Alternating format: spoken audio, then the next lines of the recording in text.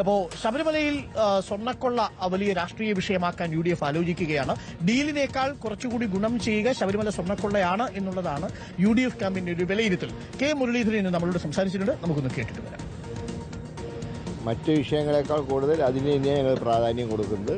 അവിടുത്തെ സ്വർണ്ണക്കൊള്ള ചെയ്തവരെ ജയിലിൽ നിന്ന് വിടാനിടയാക്കിയ അതെല്ലാം ഞങ്ങൾ വിശദീകരിക്കും. പത്മകുമാറിനെ തൽക്കാലം മാറ്റി നിർത്തിയിട്ടേ ഉള്ളൂ. സസ്പെൻഷനൊന്നുമില്ല, തൽക്കാലം മാറ്റി നിർത്തിയത് മാത്രമേ ഉള്ളൂ. അതൊരു നടപടിയൊന്നും ഇല്ലല്ലോ. അതുകൊണ്ട് അതൊക്കെ ചർച്ച ചെയ്യപ്പെടും ഇലക്ഷനിൽ.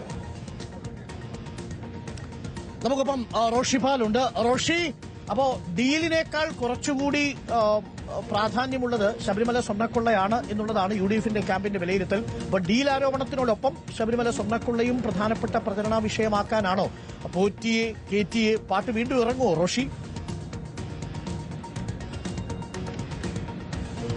അരുൺകുമാർ, നിയമസഭാ തെരഞ്ഞെടുപ്പിൽ ഏറ്റവും പ്രധാനപ്പെട്ട വിഷയമാക്കി UDF ഉയർത്തിക്കൊണ്ടുവരാൻ തീരുമാനിച്ചത് ശബരിമല സ്വർണ്ണക്കൊള്ളയായിരുന്നു. പക്ഷേ തെരഞ്ഞെടുപ്പ് പ്രഖ്യാപിച്ചതിന് ശേഷം ശബരിമല സ്വർണ്ണക്കൊള്ള അങ്ങനെ ഗൗരവത്തിൽ കോൺഗ്രസോ UDF നേതൃത്വമോ പ്രചാരണ ആയുധമാക്കിയിട്ടില്ല.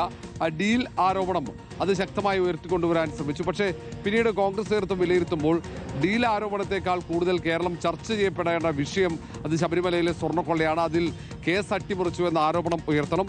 അതിനൊപ്പം തന്നെ വിശ്വാസികൾക്ക് ഇത് വല്ലാത്ത മുറിവേൽപ്പിച്ചിട്ടുണ്ട്. അതുകൊണ്ട് അനുകൂലമായ അന്തരീക്ഷം ഒരുക്കാൻ ശബരിമല സ്വർണ്ണക്കൊള്ള വീണ്ടും ആവർത്തിച്ച് ഉന്നയിക്കണം എന്ന തീരുമാനത്തിലേക്ക് UDF എത്തുകയാണ്. അതിൻ്റെ ഒരു ഭാഗമായി ഇന്നലെ രമേശ് ചെന്നിത്തല വാർത്താ സമ്മേളനം വിളിച്ച് പ്രാധാന്യത്തോടെ അവതരിപ്പിച്ചത് ശബരിമല സ്വർണ്ണക്കൊള്ളയാണ്.